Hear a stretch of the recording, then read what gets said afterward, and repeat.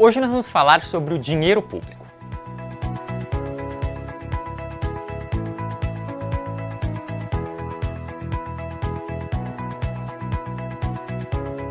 Olá pessoal, meu nome é Gustavo Haddad Braga, este é o canal Originalista e eu convido vocês que são novos no canal a se inscrever, ativar as notificações para receber todas as quintas-feiras, às 19 horas, um vídeo novo desse canal. O tema de hoje é dinheiro público. A gente vai estudar hoje todo o trajeto que o dinheiro público faz, desde o momento do seu recolhimento ali por meio de tributos, até, por fim, a sua aplicação. Em primeiro lugar, é importante que a gente entenda que tributos é um nome geral, é um nome genérico, que se aplica a qualquer tipo de exação que o Estado faça. Os tributos se subdividem em algumas categorias. A primeira delas, que é a mais comum, a gente está acostumado a ouvir falar, às vezes até erroneamente, como sinônimo de tributo, são os impostos. O que são impostos? Impostos, como o nome sugere, são exações que o Estado impõe sem nenhuma contrapartida. Por que você paga imposto de renda? Não existe nenhum motivo específico, ele está previsto em lei e você paga imposto de renda sem esperar por isso nenhuma contraprestação específica do Estado. A essa característica, a ausência de contraprestação,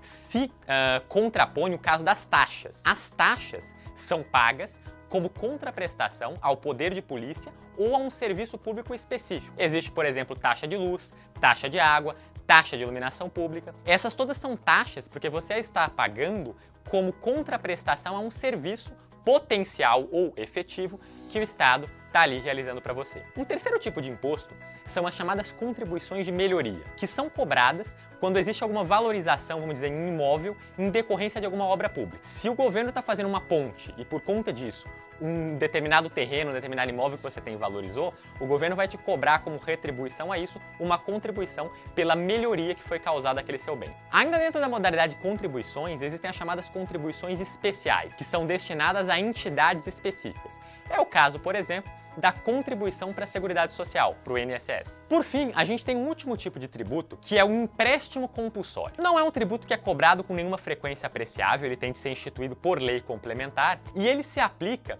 em algumas hipóteses em que o governo tem que pegar dinheiro emprestado de maneira compulsória. Então, no caso de uma guerra, de uma calamidade, de algum evento de grande comoção popular, o governo pode obrigar que os cidadãos emprestem dinheiro para ele e, naturalmente, como é um empréstimo, ele vai pagar esse dinheiro, vai restituir esse dinheiro na forma que a lei determinar posteriormente. Aí. É importante a gente entender que o imposto ele não pode ser instituído por qualquer pessoa política. Existem impostos de competência da União, impostos de competência dos estados e impostos de competência dos municípios. Não pode a União, por exemplo, resolver cobrar impostos sobre circulação de mercadorias, porque o ICMS, o Imposto sobre Circulação de Mercadorias e Serviços, é um imposto de competência estadual. Da mesma forma, não pode um Estado resolver instituir imposto sobre a renda, porque imposto sobre a renda é um imposto de competência federal. Qualquer imposto que seja instituído por um ente que não tinha competência para fazê-lo, padecerá de um vício de inconstitucionalidade formal. Ele foi editado, foi instituído por um ente que não tinha competência para tal. Um outro ponto relevante é que o ente que institui o imposto não necessariamente é o ente que o recolhe e não necessariamente é o ente que fica com o produto desse imposto. Eu vou citar para vocês aqui um exemplo muito relevante, que é o caso da União. Os impostos que são recolhidos pela União, eles são 49% deles repassados aos estados e aos municípios, por meio dos chamados fundos de participação. Então não é só porque a União recolhe o imposto de renda que o produto sobre o imposto de renda, aquele que foi efetivamente recolhido, fica todo com a União. Não, uma parte disso é repassado aos estados, ao Distrito Federal e aos municípios. Uma vez que esse dinheiro tenha sido distribuído, tenha sido efetivamente distribuído, é importante a gente entender como é que esses recursos vão ser gastos. E para isso, a gente tem que falar do orçamento público. O orçamento público é uma matéria que guarda bastante pertinência com a questão da tributação, porque afinal só se pode orçar aquilo que você espera que vai ganhar. Então como é que funciona? No começo de todo mandato presidencial, existe uma lei que tem que ser promulgada, ela é proposta pelo Poder Executivo, é uma lei de iniciativa privativa do Poder Executivo e vai ser aprovada pelo Legislativo, quer federal, quer estadual, quer municipal, quer ainda distrital, que é o chamado Plano Plurianual. Ele vai fixar em aspectos bem macro como é que aquele governo, como é que aquele Poder Executivo pretende distribuir o orçamento entre as diversas áreas que estão no seu programa de governo. Isso é uma lei, repito, que é feita de 4 em 4 anos, é uma só por mandato. Anualmente, é também promulgada a chamada Lei de Diretrizes Orçamentárias. E a Lei de Diretrizes Orçamentárias ela vai dirigir, ela vai orientar de maneira um pouco mais pormenorizada do que o plano plurianual, mas ainda não com grande nível de detalhamento, como que vai ser o orçamento daquele ano específico. Para que então, cumprindo o que foi dito na Lei de Diretrizes Orçamentárias e no plano plurianual, possa-se anualmente ser promulgada a Lei Orçamentária Anual. O que a Lei Orçamentária Anual faz? Se vocês quiserem ver, o número da Lei Orçamentária Anual Federal de 2017 é 13.414. Se você olhar na ementa da Lei 13.414, você vai ver que essa lei se propõe a fazer duas coisas. Em primeiro lugar, ela estima a receita e, em segundo lugar, ela fixa a despesa. Por que estima a receita e fixa a despesa? Naturalmente, a receita é uma coisa que vai ser auferida no decorrer daquele exercício financeiro, no decorrer daquele ano. Então não tem como se saber previamente exatamente o valor que vai ser arrecadado. O que dá para fazer com isso é estimar, e a partir do momento que você estimou a arrecadação, essa é uma estimativa que é feita com bastante precisão. Ela é feita inclusive até os centavos.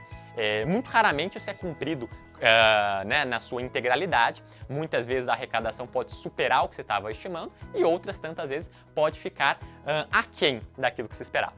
Mas com base nisso que foi orçado, a gente vai então fixar a despesa.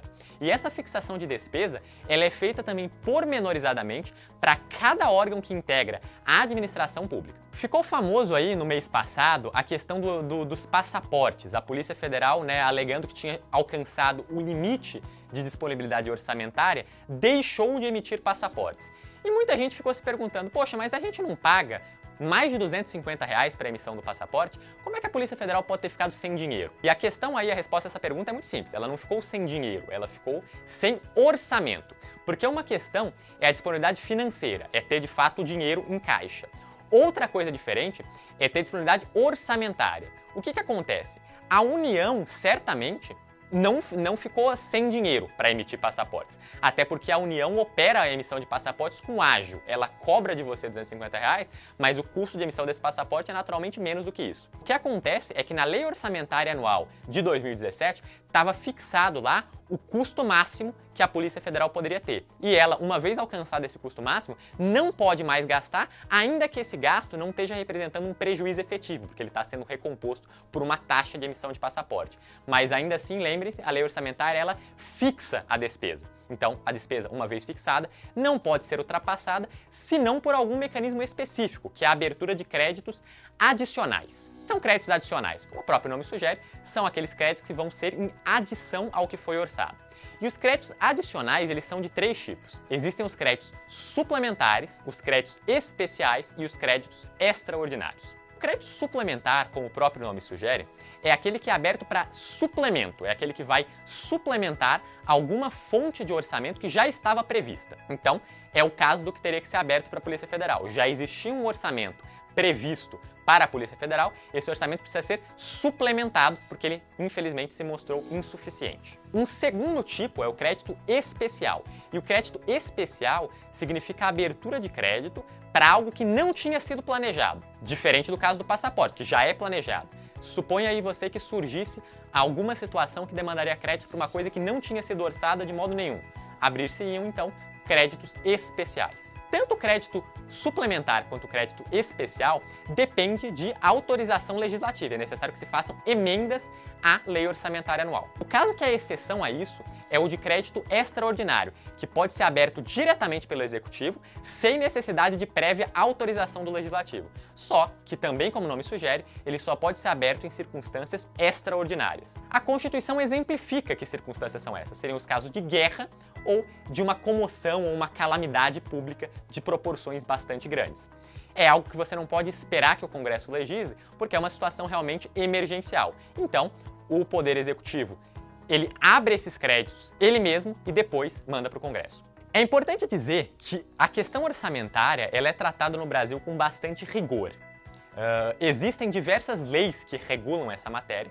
A principal delas é talvez a chamada Lei de Responsabilidade Fiscal, a Lei Complementar número 101. Essa lei ela fixa uma série de penas para quem deixa de cumprir o orçamento, e é importante frisar ainda que ordenar uma despesa sem autorização da lei é crime no Brasil. É crime previsto no artigo 359-D do Código Penal. Então essa questão do orçamento é tratada com bastante seriedade, como de fato tem que ser, porque esse, afinal, é dinheiro público. Bom, pessoal, espero que vocês tenham gostado. Em próximos vídeos a gente vai tratar cada uma dessas questões com mais especificidade, então continuem ligados no canal e qualquer dúvida, qualquer comentário, podem escrever aí embaixo. Abraços, até mais!